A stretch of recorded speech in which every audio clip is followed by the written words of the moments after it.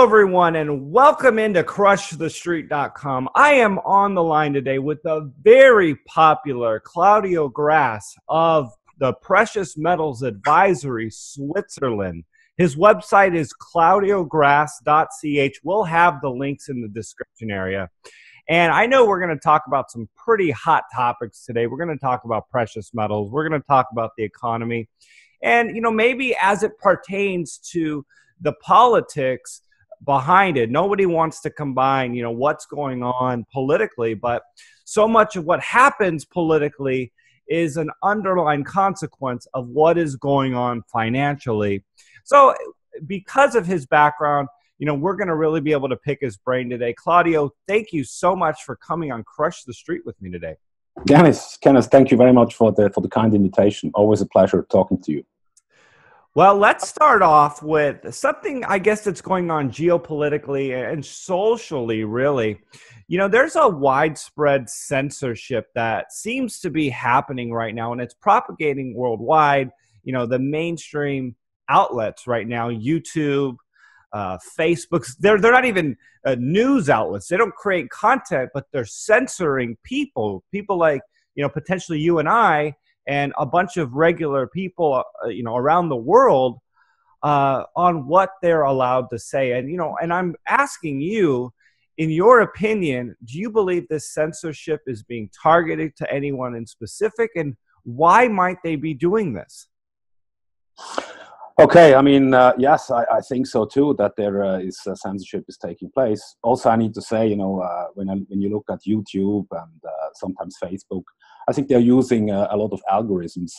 So basically to block certain content. Not that they are focusing on especially one person, but, they are so scared about fake news, and then they're scared about hate speech, so that when they bring something, so they even have to go to court.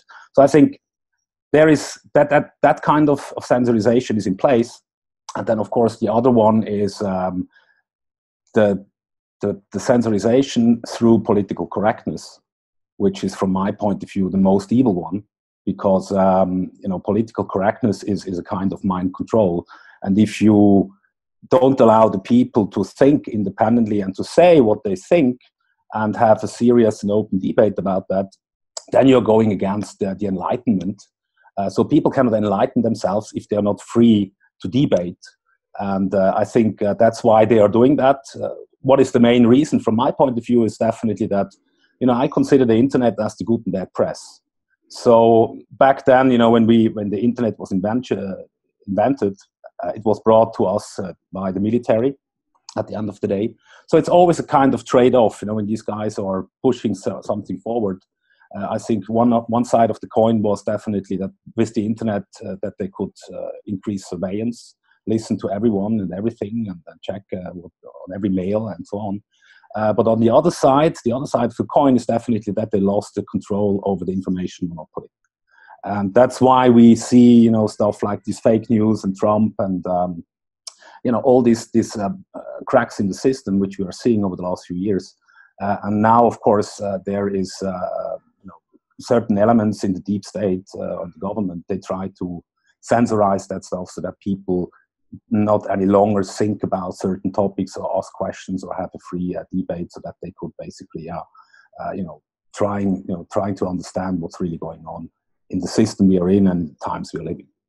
Yeah, it's an interesting thing, and it's so bad, as you pointed out, that even the president is starting to talk about it. And it's just what it feels like right now is such a large degree of divisiveness in our society. And it's almost impossible for any one of us to say, but, the question that I'm wondering is this something new, or does this go back, previous decades, and maybe even back as early as, the Roman years, the Greek empires, the Ottoman empires, maybe Chinese empires. It's something that we're just seeing to such a large degree today. And as you pointed out, the internet is this new invention that has changed the way we live our lives. And in many ways, it's made us more independent, more sovereign. It's brought up opportunities for us to do things like this and share information that doesn't come from just one controlled, centralized source. But at the same time, now there's this attempt to control this freedom. So, what are your thoughts on this? Is there hope for people? Is the good of society going to prevail, or is it just going to be this constant battle, constant losing battle, in your opinion? No, I think the whole propaganda is basically going back. It has been invented like roughly 100 years ago. There was a guy, Edward Bernays. He used to be the nephew of Sigmund Freud, and he basically became the father of propaganda. He was writing that book. Today you call it public relation, but it's exactly the same. And even Goebbels, the German Nazi propaganda minister, he was using Bernays in his language to motivate the masses to buy that stuff which he propagated. And so Bernays basically did the same, and he moved to the United States. He became an advisor of President Wilson, because Bernays always said, if you really want to make democracy happen, mass democracy happen, you have to control the masses through information. And so that's the old game. I mean, that's why we have seen, you can even look at all the wars which have been fought over the last 100 years. The First World War, the Second World War, the Vietnam War, Korea War. That has been always false flag attacks. The story we have been told at the public education system is only one side of the story, but you have lots of different other sources which basically claim that it happened in a completely different way. And now, of course, in the past, it used to be under control. You just can remember, when Nixon and Kissinger bombed Cambodia back in the end of the 60s for 14 months. They dropped more bombs than during the Second World War over Germany. But no one heard about that secret war, which was also forbidden. And so today, this is not possible any longer. With the internet, you basically created a platform for everyone that wants to put something out. It's a huge ocean of information, and at the end of the day, the people, the guys who want to do their own research, they really want to dig for the truth. They have all the wisdom at their fingertips, but they have to decide, of course, for themselves which information is considered as valuable and which one is fake, and so on. But that's why I'm coming back to free speech. That's why it is so important to have open debates and to question everything, because the better arguments will prevail anyway, and the truth will finally come out. But as Ron Paul once said, in an empire of lies, truth is treason. And I think, the mass media, the establishment guys, they understand what's going on. That's why they want to have censorization. That's why they want to tell us what we are not allowed to think. And even if we say it publicly, then they would rather prefer to hide us away. But I think this is not going to work. And so therefore, I'm really optimistic because of the internet and the changes which took place because of the internet. Absolutely. And I think containing the truth is akin to containing the free market. You really can. And trying to contain water in your hand, you try to do that, it's just impossible. But let's move on, and I'd like to go into the economy now. What do you make of the 2018 economy? And I'll just prompt you with this. We just had jobless claims drop to 49-year lows here in the U.S., and personally, I'm shocked that the strong upwards move that we've seen in the stock market, now we're breaking records for the longest bull market without a major 20% correction here. So what are your thoughts on this? Is this what you have expected? It's certainly something that I wasn't anticipating to be going on this long, but here we are. Well, let's look at the facts. First of all, we are living in a credit-based system, a credit-based monetary system. And so that means, that to link it up, one person said once, gold is the money of the kings, silver is the money of the bourgeoisie, barter is the money of the peasants, and debt is the money of the slaves. So, the majority in the Western world, we still have a good life. We also understand that we are, we consumed more on borrowing. So, we are invested in a house, but we don't own the house really. So a lot of people understand, that when this credit-based system is coming to an end, it will have an impact on their lives. And right now, maybe they drive 2 cars, they have a house, and so they don't want to hear and they don't want to see what's basically going on. But on the other side, you can say that, we have, everything is operating in cycles. And from my perspective, we are at the end of a long-term debt cycle. Of course, no one knows exactly how long it will last until it will crash, for sure. But that it will crash, I mean, that's just a matter of time, especially because we also can see that we have these geopolitical power shifts. So the Western world is losing its prioritized situation, and power is shifting to the East. So there, we stood in 2008, we stood at 160 trillion of credit. Today at 233 trillion. I mean, the central banks injected a lot of liquidity over the last decade, especially. We have low interest rates, almost zero, or parts in the world, negative. So credit came into the system. And right now, of course, we can see that there is a shift taking place, that, because of Trump and the tax deal, and also the trade war, that more money is floating into the United States. So basically driving the dollar up, creating inflation over there.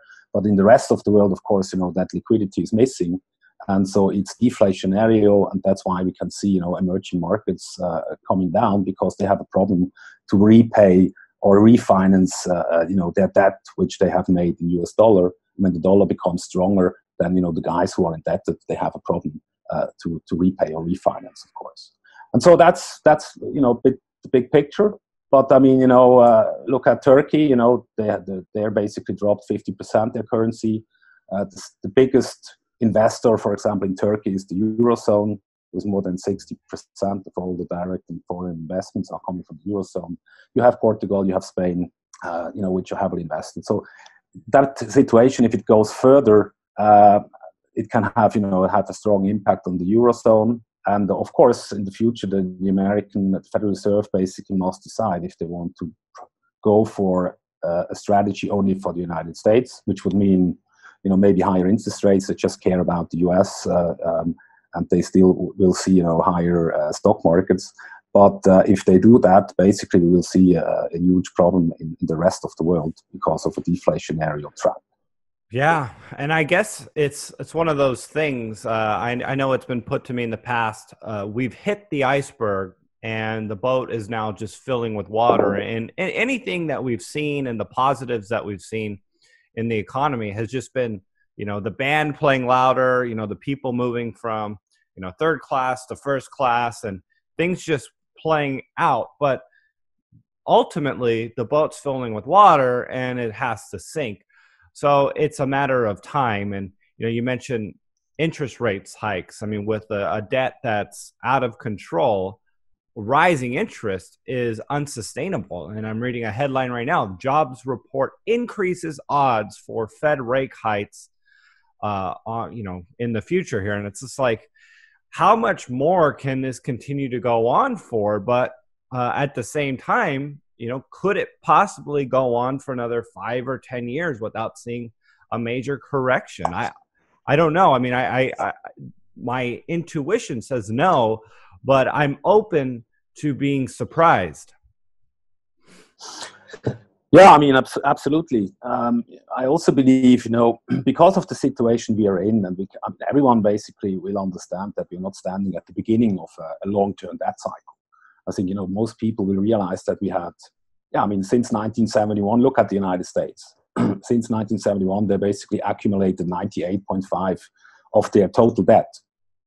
And at the same time, they stood with, they had a balance sheet of 800 billion back in 2007. Now they're standing at 4.3 trillion. And that's not only the US, the Federal Reserve, it's the ECB, the Bank of Japan, the People Bank of China as well. So, they had, they owned 6 trillion of assets back in 2008. Today, they are owning 21 trillion of assets. So, of course, it has an impact. Markets are going up, but it's a big illusion. And that's why I truly believe people should, I can only tell you what I look at, how to invest. I look at scarcity, endurance, and also independency of the financial system. And that's why, for example, you still can protect yourself in that kind of environment.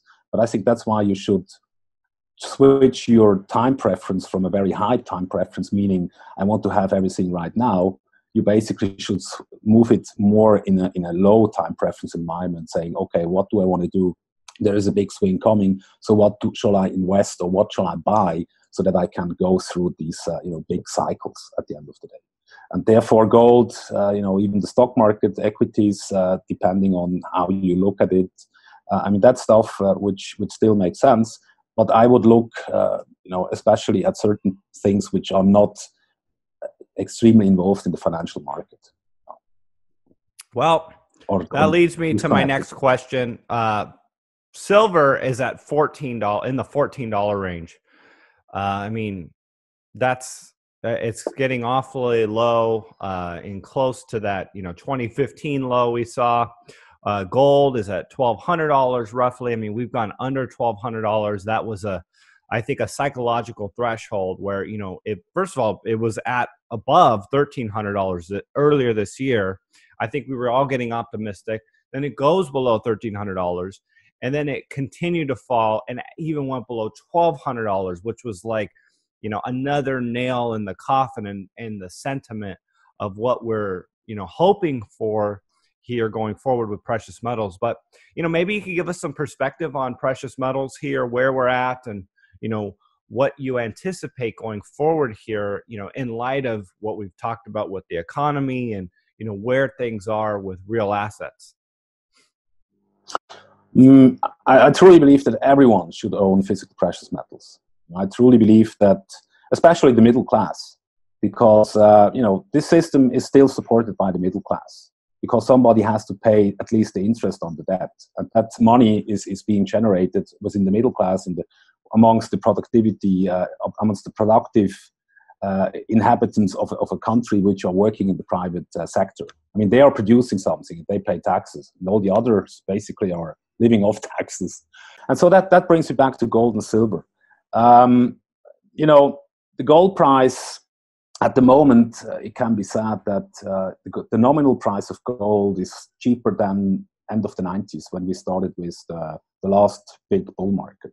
When gold stood at $280, $240 a box. Today it's still standing at $1,200. But today the nominal price, in comparison with how much liquidity has been injected into the system, printed out of nothing. When we compare it, the size versus the amount of gold and how much it's valued, part of that whole credit system, and then it's basically lower than in the end of the 90s. So everyone that basically missed that bull market, now it's a great time to buy. And the same, of course, goes for silver. Silver is right now, I think, 83 times cheaper than gold. Usually it used to be 1 to 12, 1 to 15 times cheaper than gold. So it's heavily undervalued from my perspective.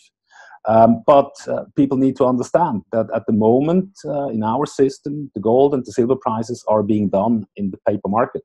When you look at the over-the-counter market in London, they traded in 2017, I think, 1.5 million tons of gold. The COMEX 180,000-190,000 tons of gold, and we ever digged out 180,000 tons of gold over since man started to dig for these precious metals. So that just shows it's a big illusion. The whole monetary system basically used to be a system based on gold. Paper money used to be a property title for a certain amount of gold or silver. Today it's just a debt security, it's an IOU, and therefore, people are so heavily indebted that they don't believe that they ever have to pay back the debt. And the same goes for the governments. But I truly believe that this is not possible. In one fine day, we have to pay the debts. And this day is basically coming closer than, maybe, the next few years definitely are going to destroy the middle class. And once the middle class is gone, then basically also everything is open for barbarians, because that's an old saying as well. The middle class is protecting a country or a region from barbarians. And so that's why I hope that every American, don't invest, start to save. Wealth is not savings. But when you try to save, buy a silver coin, buy a gold coin. If you don't have that much money, put it on the side, And that's your insurance, that's your hedge, that's your pension fund. And I think this is something wise to do. Claudio, the last time we spoke, we were in the height of Bitcoin euphoria. It was in December. You know, it could have been $10,000 Bitcoin. It could have been closer to 20. I'm actually don't remember the date because it was moving so fast at that time. But, you know, we had this new onset of an alternative. And, you know, I think we would both agree that cryptocurrency was an answer to, you know, the problems that we were dealing with in the 2008 financial crisis. Whether or not you think this is going to be, you know, the solution, what have you, that's another question. But here we are in the bear market of cryptocurrency. We're not in that euphoria anymore. It's not just constantly going up. You know, the Uber drivers and taxi drivers aren't talking about cryptocurrency anymore. In this environment, what are your thoughts on cryptocurrency? What are your thoughts on Bitcoin going forward here? And, you know, just where is your sentiment right now lie? Yeah. Well, a few years ago, I was hesitant when it came to Bitcoin and blockchain technology. And so what I did over the last 1.5 years is, I have this crypto valley next to, I'm living in Zug, so there we have the crypto valley. And so I met a lot of the key drivers in that crypto valley in Bitcoin and blockchain industry, trying to find out, why do they do it? What is their motivation? What can crypto and blockchain achieve? And so what I basically learned is, it's really empowering the individual. And I truly believe blockchain is here to stay. And it's fully decentralized. It's peer-to-peer. So it's going against centralized structures at the end of the day. And at the same time, I also realized that, Friedrich August von Hayek wrote a book back in 1976 talking about the denationalization of money. And I truly believe that the whole blockchain and crypto movement is basically also about that. Because for me, we're going to digitalize real assets in the future in the blockchain, and this will become a property title. So you will be able to trade your property title. That can be on gold or on steel or on wheat or whatever.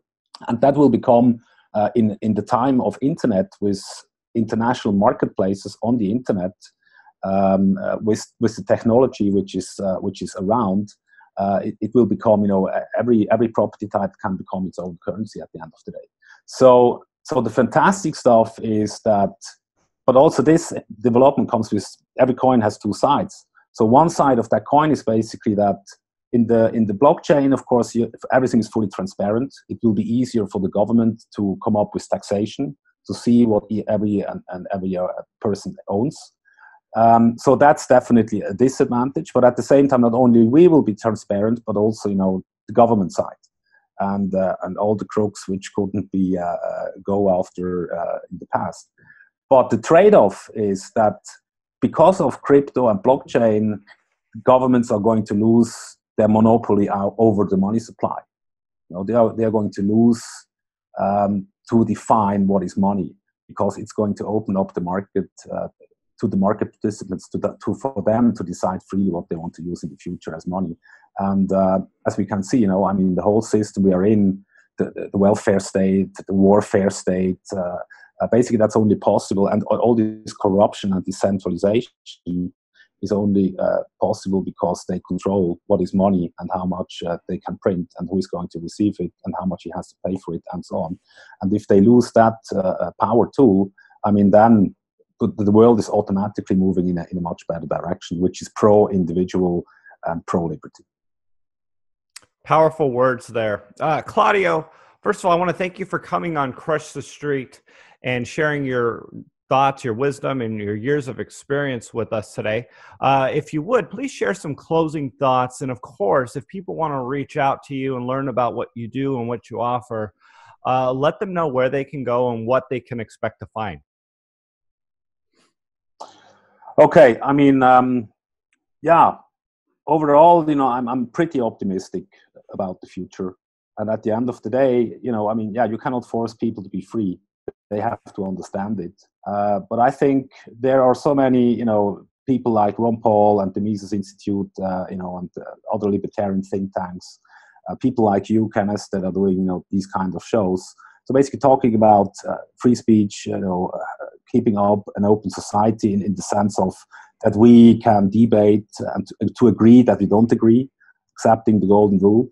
And at the same time, protect yourself. Think about the situation we are in. And I truly believe, but you need some gold and silver, put it on the side. If you're interested in geopolitics, monetary history, or if you're looking for, if you have a bit more capital, you can. It makes sense to store the gold outside of the jurisdiction you're in one of the countries which still protects private property rights the best. There are only two left. That's basically Switzerland and Liechtenstein. So it makes sense, to discuss that. If they are open, if they are interested, they can always shoot me an email and or visit my webpage and subscribe for future updates. Thank you, sir. Thank you for coming on Crush the Street with me. Thank you very much, Kenneth. Pleasure.